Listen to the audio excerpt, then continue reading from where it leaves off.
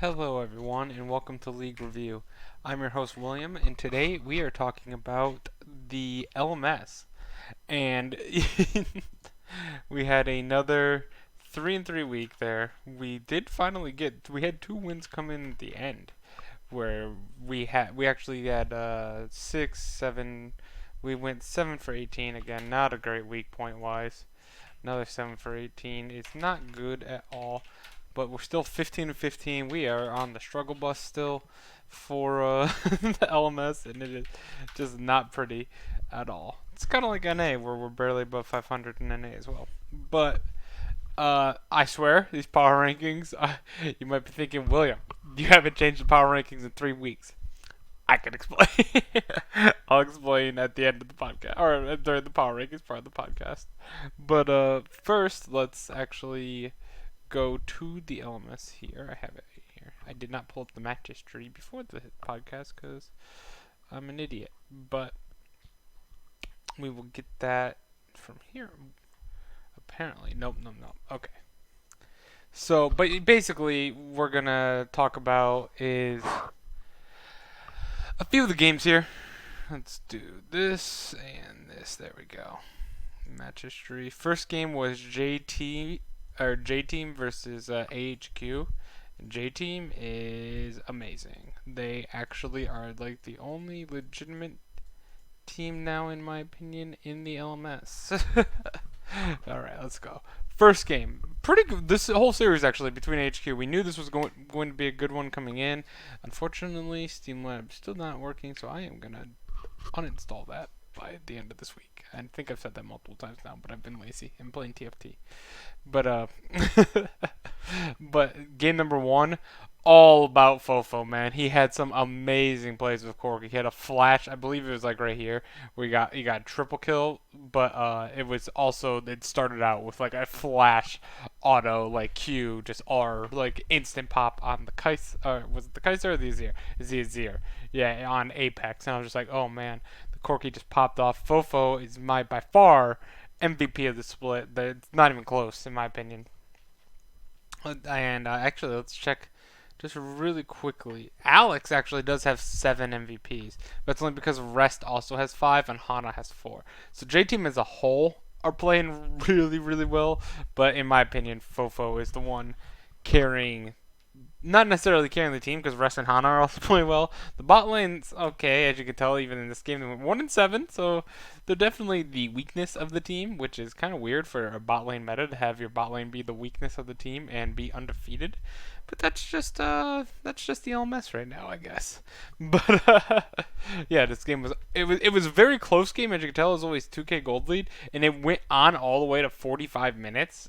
But it was always in J Team's control, and that was kind of the sense of the whole series, where like you saw opportunities for AHQ to come back in, and like they had moments where they win a team fight, like right here they got 3 kills and they got 3 kills for none, but then they immediately give up 3 kills right after that, and then they gave up 3 kills to the Olaf and Corky, and then right here they win a team fight 3 for 1 and get an Elder Drake. You know, like okay, but they weren't able to do anything necessarily with the Elder Drake. They did delay the Baron that J Team had taken, but they weren't able to actually do anything with the Elder Drake itself. So then we had, oh, and then obviously, as you can tell here, J Team, boom, boom, boom, boom. 4 kills, Elder Drake, Baron buff, win game. And that was a fight on bot lane that determined that. Next we have J Team versus HQ in game number 2, and this was the same, very similar situation, as you can tell from the last. I already exited out, but the last gold graph, it was always in J Team's favor. This time, though, for me flaming the bot lane, I apologize. Last time they carried the team this game with a 4-1-5 and a 2-1-8 performance here, and just the pike did not work out at all. Like you had just had so much bot lane pressure, and that's how you got this early Infernal Drake. You also got First Blood there, and then you got Rift Herald, and then you got another kill on bot lane while the team was getting Rift Herald. And you got first tower before turret plates fell. I believe it was exactly as turret plates fell. Does that count? If you're at 14 minutes, does that last one? It probably doesn't. It probably cancels immediately at 14 minutes. So that's unfortunate. I knew it was like really close to turret plates, but they kind of had full control. They had that whole, as you can tell, there wasn't any kills in this game except on bot lane and into the on the jungler to the bot laner or to the support until the 29-minute mark, where it was a 4-for-3 in a very close game. But because because you still had Tornado alive, and then they were able to respawn faster, they obviously got the Baron. And then eventually they won the game off. They didn't win the game off that Baron necessarily, but they won it. They did. It's like it's one of those situations where the Baron set up enough pressure that once the Baron was about to expire, the last push kind of thing, they fought around the dragon and got the 3 kills. Not around the dragon, they fought here still, but they fought around the Baron again for the next Baron and then just won the game instead.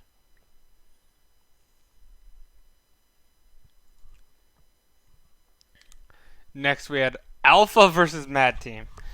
Jesus Christ. Alpha Esports is 2-6. They have 5 game wins on the season.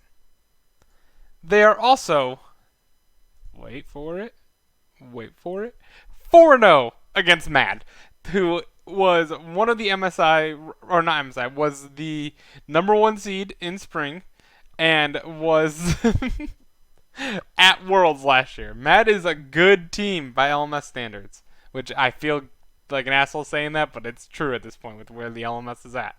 But they're a good team. And for some reason, Alpha Esports is 1-12 against the rest of the league, but 4-0 against Mad. It is quite a scene, honestly. I don't get it. Like this game, first game, they just play amazing. They just play. I don't know if it's Mad just playing terrible. It's a little bit of A and a little bit of B. Leaky, been waiting for him to pop off all season, pops off on the Mordekaiser 5-1-2. The Camille is having literally none of that. Oh, I was gonna say, is he really at 4K, under 4K damage? But no, he's on the red side, 14.3K. That's what it was. Say he was doing a lot of damage. It felt like in that game, but yeah, he just absolutely popped off this game. Just, I don't get it. I really do not get it. Next game as well. Look at that. Leaky again. This time it was Xiaomo as well in the bot lane. But that's Sivir Yumi. That's expected. I also don't really like the Kai'Sa Rakan bot lane. It doesn't. Like, Rakan wants to engage early. Kai'Sa wants to kind of stay back and farm a little bit. I'm not a fan of that. And Uniboy also got crushed. like what? Like, Uniboy very rarely gets crushed. And he didn't get crushed in the lane, but he did not. His team fighting abilities were very lackluster this game. Only 9K damage. As a whole, the whole team kind of just faltered. Like, even Kai'Sa had 4.5K for Breeze, who's one of the better players on Mad as well. They have Breeze, K, Uniboy, Kongyu. They're all. Liang is also pretty decent as well. Like, they're a decent team. They're a decent team. They just have. They don't know how to beat Alpha Esports for some reason. This is like losing to Jin. Like, this is if Damwon Gaming.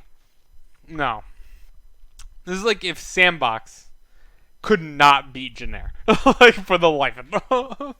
It's like they're like one of the top teams in Korea, but they just cannot beat Janair at all for some reason. And it's so confusing. It is so confusing how a team that is 1-12 or it's 1-12 outside of outside of facing Mad is somehow 4-0 against one of the better stacked rosters and a team that's currently tied for 3rd place as well. And in classic Mad fashion, this team is the CLG, I think, of LMS. They go on. They do lose the first game to AHQ, but they did end up winning the series. Breeze had another very bad Kai'Sa game. He had only 10k damage, but yeah, this was Uniboy at least was a little bit more stable, but that's just Corki Azir. No one likes seeing Corki Azir. It's very boring. It's very control mage like, and I get it. I like it to an extent, but I liked it when there was a tank as well. Honestly, there's no more tanks, so now the control mages will just shred through people like they're nothing. And yeah, as you can tell, this was one. I mean, HQ had the lead the whole time, but I did kind of feel like Mad was going to outscale them with the Karthus Corki Kaisa. Once they got those 3 kills, they did give up the Infernal. They did get 3 kills for that. And then it kind of cooled off until the next Infernal Drake. Getting Infernal was a bad thing in this game. You got Infernal, you lost you got Infernal, you lost 3 people, got 1. You got Infernal, you only got 1 kill, lost 5, and then immediately lost the Baron. It was like, as you can tell, a lot of blood around. No blood over here except for this 1 kill. All the blood fighting around those Infernal Drakes. Oh man, but yeah, Mad unfortunately lost this game, but they did come back. They did come back in the next game where Liang went 5-1-5 on the Callista, Jesus Christ, the Camille, and yeah, this was all up top early game. Got first blood, did die to Zaya, and that was on the teleport, but immediately, actually, all this was early game was in the bot lane. I apologize, it was not up top. As you can tell, it was all bot lane, but Breeze and Mad weren't getting many of the kills necessarily. They got 1 each at the 6-minute mark, and then they didn't get any after that. From there on, it was the ganks on bot lane by the Camille and the Poppy. See, I knew the Camille was involved. I totally forgot she was involved in the bot lane.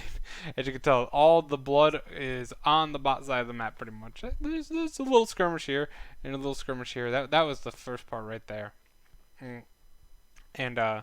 And then right here, and then just all these. This was the game-ending fight, by the way, at the end here, where Uniboy popped off with all of his 13k damage. I swear, Corki, I underestimate or I overestimate how much damage he does. I feel like in games, I sit and watch Corki. Maybe it's because I look at his late game burst and I'm like, man, he's doing a lot of damage. But like before that, he wasn't doing anything. So like the numbers take a while to catch up. But like I feel like I always think Corki does so much more damage than it actually shows on the charts. Because he does so much once he gets that IE Trinity Force, which just costs so much gold. That's like what when you buy boots in between that. 3,800, 4,800, 5,000, about 8,000 gold into the game is when Corki gets online. But when he gets online, he really gets online. Next game as well, Corki in his ear every game, man. I swear. Mad takes the victory with the Rek'Sai over the Jarvan, but again, Liang 4-0 and 8. Just Ziv wasn't able to get any split push potential out of that Kennen. Though to be fair, he wasn't really going the split push Kennen. He was more definitely going team fight Kennen with Hextech. I thought originally he was going split push, and he is a little bit with the Hextech. I guess you're not. Now that I think about it, you don't really go AD Kennen and split push anymore. You just take the Hextech. So you know. But he just wasn't. It wasn't working. 12k damage on Kennen when you're going full AP, and the magic damage just wasn't getting you anywhere. The Jinx I thought for Waco was actually popping off a little bit there towards the end. This game was a 40+ minute game, 40 minutes 18 seconds, and you had five item Jinx. Yeah, you were only half an item away from full build Jinx, which is usually disgusting and will win games. Unfortunately for them, they've lost the team fight around the Elder Drake, and actually from that fight they just immediately lost the game. And that was basically off of fantastic play by Uniboy and Breeze to set up the entire play. You had Kongyu also in there, getting the Elder Drake secured, and yeah, just an all-around victory for Mad after an embarrassing defeat again to Alpha. Half of their losses this year are against Alpha, and it makes no sense. You literally, because they should beat Alpha, you put this Mad team with those two as wins instead of losses. All of a sudden, they look 6-2. They look they're in second place, near the top of the charts. It doesn't make sense. This first one was G-Rex. The next one was G-Rex versus Flash Wolves.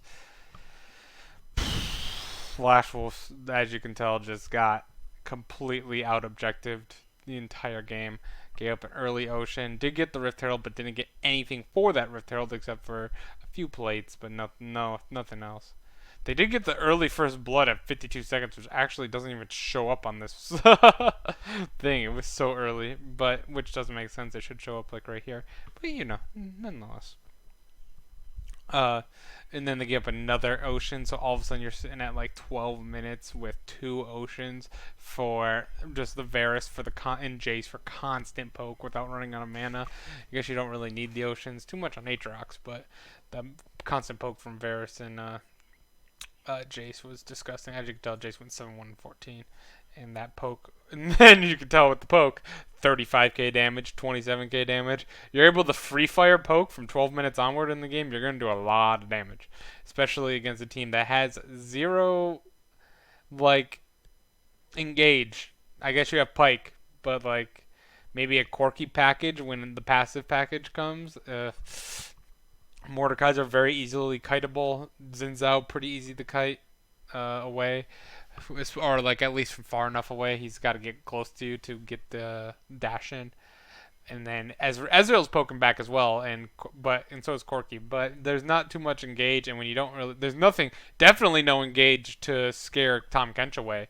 So this is a bad draft by Flash Wolves personally. And then they go to game two and they don't draft the same thing, but they get beat. But this one wasn't as bad. It was still bad. They were down 10k. They got a huge throw in their favor. 5 kills, all right here. G-Rex tried to end the game. They were up 8k gold. You give 5 kills away for nothing. You get the Baron buff. You turn the game all the way around to a 2k gold lead. Unfortunately, they died. They gave up the Elder Drake because they still felt like they were far enough behind. And I mean, Hanabi and Boogie just had nothing going for them. Like Hanabi literally is 3 items by 38 minutes on top, and Boogie is also 3 items. But you just had the Corki. You had essentially full build Corki. I felt like they could have done it. Fortunately, they did not. And now, I Flash Wolves still have a shot for playoffs, but they need a damn lot of help. Like so much help that they need to go undefeated. They cannot lose a game for the rest of the season because if they lose one game, they're out, and because they're facing Mad in their next game, and if Mad wins, they're automatically out. But so they have to win every game their next 3 series, and they need a lot of teams to lose. So this might realistically be the first ever season that we do not see Flash Wolves, not only at Worlds, but I don't know. Will they qualify? How does LMS do their gauntlet? Well, I guess we're gonna have to find out coming up soon. Because honestly, LMS is almost done. We only have 2 weeks left of LMS before the playoffs.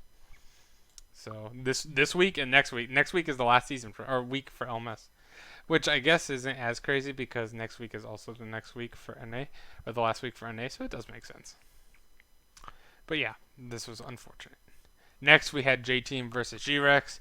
G-Rex coming off their victory against Flash Wolf. J Team is a much different beast. They kept it close for the most part until the Baron with Ezreal Lux, Vayne top. Vayne is just a disgusting counter into G-Rex. Or into Vayne counters G-Rex, guys. Now, Vayne counters Mordekaiser so hard. Like, really... it... I feel bad for the Mordekaiser players. How much did PK do this game? 11k damage. That's more than most Mordekaiser players when going into Vayne. We have seen some do 3k damage against Vayne, and it's just like, you can't do anything into that matchup. If you're going to play Mordekaiser in solo queue, you're going to ban Darius.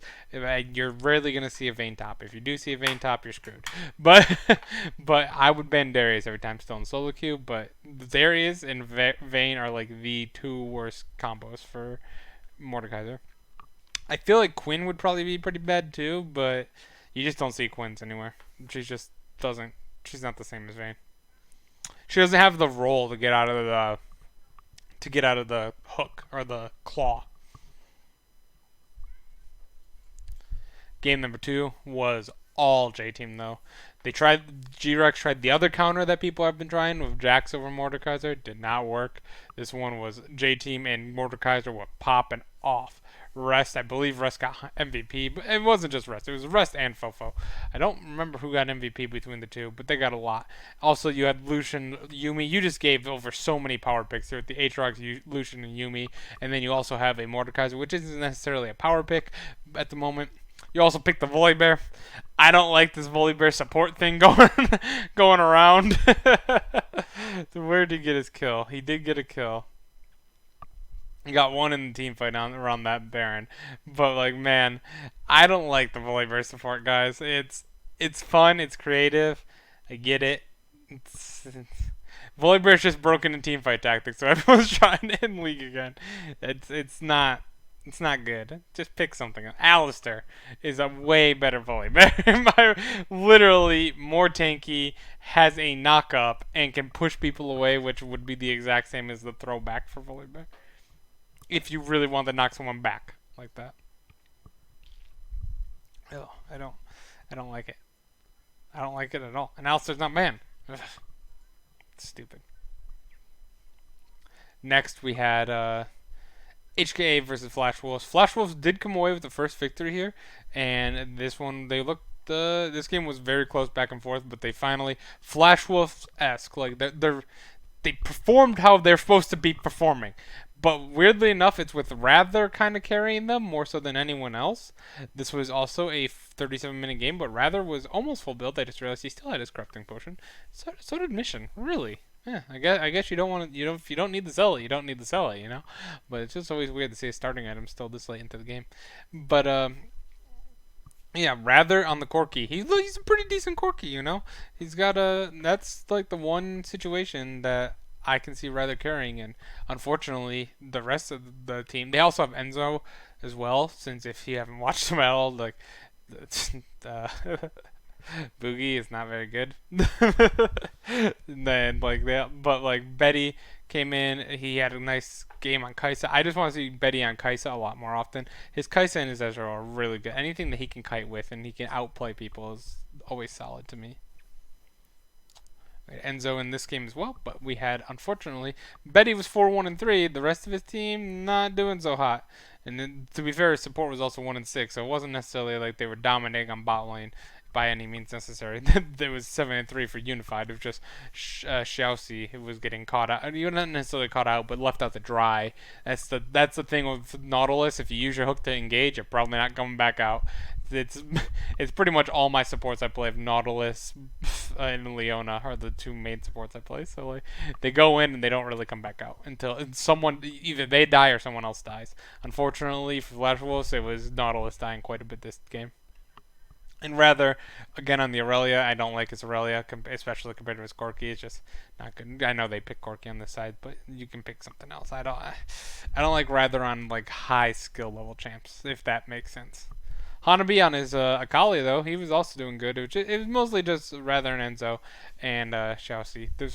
This was a classic Flash Wolves game where you had your top and bot carrying, but unfortunately no one else was doing anything, so they weren't able to do enough, and that's unfortunate for them because they lost that game. But what was fortunate was they won game 3. They went right back to they're like, okay, the Akali and the Kaisa, they're working.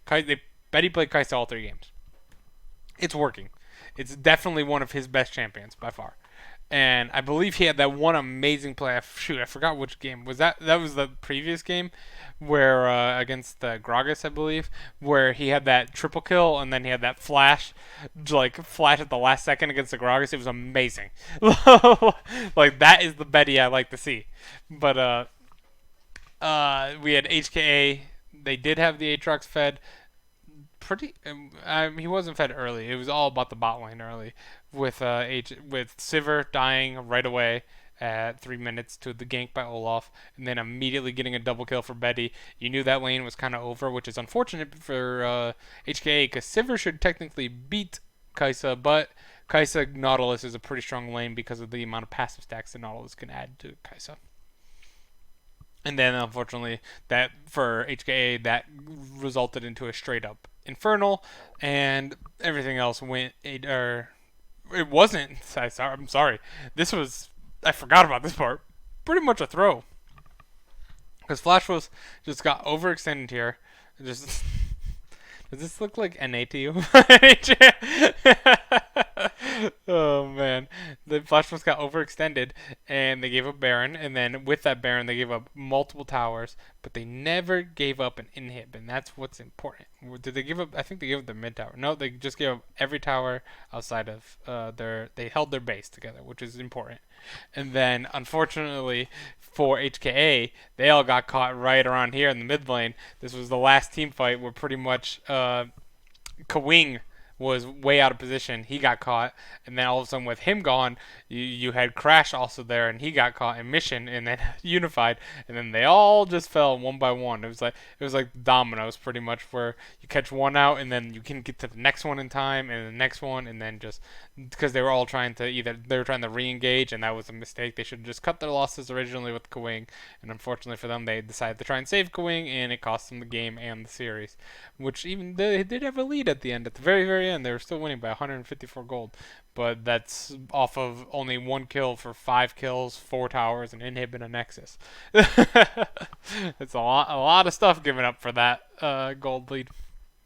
But yeah, Flash Wolves with that win, they would have been mathematically eliminated if they did not win that game. So that was vitally important for them to win, because at best they could only get 4 wins. So they might not have been mathematically eliminated, but they would have been essentially eliminated. They would have gone like 6-0 and had Mad lose every game, in Hong Kong I had to lose every game coming in, and that's just not gonna happen. And that can't happen actually, because Mad and Hong Kong Attitude face each other. So yes, they would have been mathematically eliminated if they would have lost that game. Anyway, prediction or power ranking time to make sense of the power rankings that I did this week. They're all the same. I get it. It's weird. It's for the second week in a row. J Team clear number one still, right? Absolutely. 9-0. Not even close. I'm gonna pull this over here so I can explain myself better. Okay. Okay. So J Team not even close. AHQ did lose to Mad. However, and they lost to J Team. So they went 0-2 this week, but they're still currently 6-3. Their 2 games against J Team were very close, even though it was a 2-0, it was a close 2-0. They did lose to Mad, which is a negative. However, Mad also lost 2-0 to Alpha, and Mad is 4-4 on the year. Are Mad 2-0 against AHQ, or did they still have to play each other? No, okay. They went 1-1 against HQ. So yes, I get this is the one that I could change and I could put Mad up. I just don't feel comfortable saying that Mad is better than AHQ at this point in the season, even though I know they just beat them. But they had just come off another loss to Alpha Esports, and they're so inconsistent that I cannot put them above HQ. HQ has been very consistent until this week, where they lost both their series. And like I said, the one against J Team was very close. No one has beaten J Team yet. That's not you can't fault people for that. So I still think HQ is the second best team in the league. I do have Mad number 3, but I did have him 3 last time. I have HKA, even though HKA did lose the Flash Wolves, unfortunately, and they had just beaten G-Rex last week. I believe. Was it last week or was it 2 weeks ago? It was 2 weeks ago when they. No, it was last week. It was last week when they beat G-Rex. And G-Rex also had a 2-0 against Flash Wolves, but that's not as impressive as it used to be. And they did get 2-0'd by J-Team immediately, which isn't that bad as well. So I was mostly. This one could possibly flip with G-Rex over HKA. But HKA is 4-4, G-Rex is 3-6, and HKA has the head-to-head over G-Rex. With 2-0 in matches, by the way. They won both matches against G-Rex, so I just can't do that. Flash Wolves just lost to G-Rex. Can't put them above them. They did beat HKA, which was a good win, but they literally just lost to G-Rex, and they went 0-2 against G-Rex this year. Can't put them above them. The only team that you could possibly put above Flash Wolves is Alpha, but again, they beat HKA. Alpha beat Mad, but apparently Alpha can't play Mad anymore. They're done. It's all over. They're 4-0 against Mad, and they can't play against them ever again for the rest of the season. So I still think Flash Wolves, who also have a win against Alpha, are better than Alpha. Again, I think the power rankings are just the same as they were 2 weeks ago. So I think they've been the same for the entire month of July, pretty much.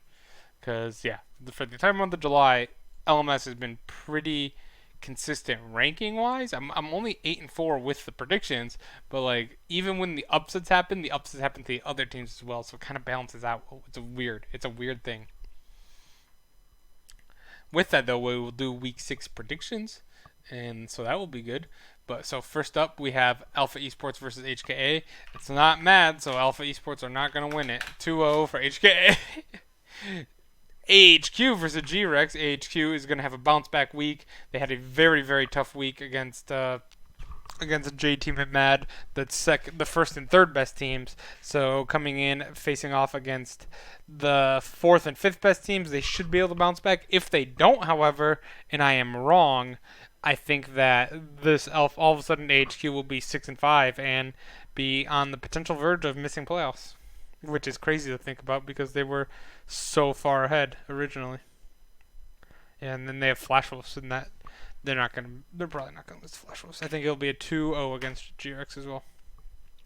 HKA versus AHQ. I think AHQ wins that one as well. I think this one will be a 2-1, however, because I think HKA is slightly better than GRX. And I think that they'll push AHQ to game 3. Flash Wolves versus Mad Team. I'm biting the bullet one more time with Flash Wolves. I can't see a world with Flash Wolves missing playoffs, and it's very easy to see that world right now, and I'm still blinding myself from that reality. If Flash Wolves lose this game, they are eliminated. This is a playoff series for them. I absolutely trust Betty and Hanabi in a playoff type clutch situation to pull back this season. It might not be enough, even if they win this one and next week as well when they face Alpha. That's an easy win, and then AHQ is going to be a hard match, but it might not even be enough with all of that on the table. But because Mad and HKA face each other, and then G-Rex and Mad face each other, and those are 3 teams ahead of them. So luckily for Flash Wolves, one of them or 2 of them can't win, but unfortunately for them, one of them has to win. So they need some big time help, and they need that help from G-Rex losing, and they need the help from Mad losing, and they need HKA losing. Pretty much this next week is going to be vitally important. They need pretty much HKA, G-Rex, and Mad to all go 0-2 this week, which is possible. Highly unlikely, but is possible. And then we'll check out. I think it'll be a 2-1 for Flash Wolves. G-Rex over Alpha again. Unfortunately for Alpha, they've only won 1 game outside of Mad, so I'm not picking them against anyone else for the rest of the year. Unless Flash Wolves get mathematically eliminated this week, then I'll probably pick them because their players are probably not going to try in a game when they're been mathematically eliminated for the first time ever. And then finally, for the last series, is J-Team versus Mad. J-Team, Mad might win just because it's Mad, but J-Team, I think, honestly, is going to have a perfect split. I think that they can beat Mad, HKA, and Alpha. This is their last really big test. Alpha should be a pushover, and then HKA at that point should. HKA, it's the same as Mad at the moment, but I think Mad's currently better. But yeah, they should finish the season 12-0 and look to be the heavy favorites coming out of the LMS to split. And with that, that will be our podcast with the LMS. Thank you guys for watching. And we will do tomorrow, we'll do the LEC podcast, and we will be having Ryan on the LEC podcast as well this week. So that will be exciting. So yeah, and then Friday we'll be doing the Wildcard podcast, which I have to catch up on those games still. But that should be a crazy one again. Last time I'm pretty sure I did the Wildcard podcast talking at 200 miles an hour. Might have to do that again, depending on if friends want to play or not. But that's why I don't like doing podcasts on Friday. But it's what we gotta do for the Wildcards. Thank you guys for coming to watch, and we will see you tomorrow.